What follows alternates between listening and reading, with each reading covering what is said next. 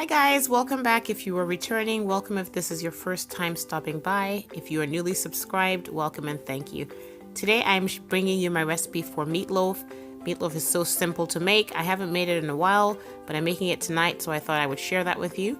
I have 1 pound of ground beef in that bowl. You can use whatever kind of ground meat you like.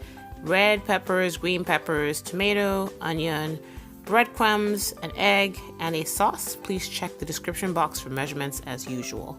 So let's get started. I'm going to crack my egg into the meat and season it, and then I will mix that in nicely before I add the rest of my ingredients.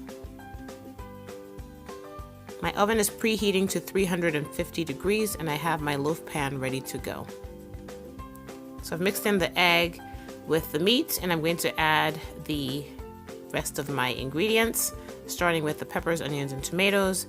I will now use my hand to work this in. You can certainly use a spoon, but as you know, I am not afraid to use my hands in the kitchen. I'm going to go ahead and add the breadcrumbs and work that in as well. And last but not least, I'll add 2 tablespoons of my sauce mix and mix that into the meat. And then I'll mold that into a loaf and then drop it into my pan and try to level it out. And then I'll grab our sauce, the remaining sauce, and pour that over the meatloaf and also just spread that all over the top. And then again, I'm at 350. This will go in the oven for 50 minutes to an hour.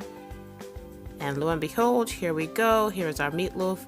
You'll end up with some liquid in there. You can pour that out or allow it to dry out, or just take your meatloaf out and put it on the platter like this. And there it is, guys. Get your rice, your couscous, your mashed potatoes, or if you want to make a sandwich, go for it. Give it a shot. Let me know what you think, and I'll catch you next time. Bye-bye.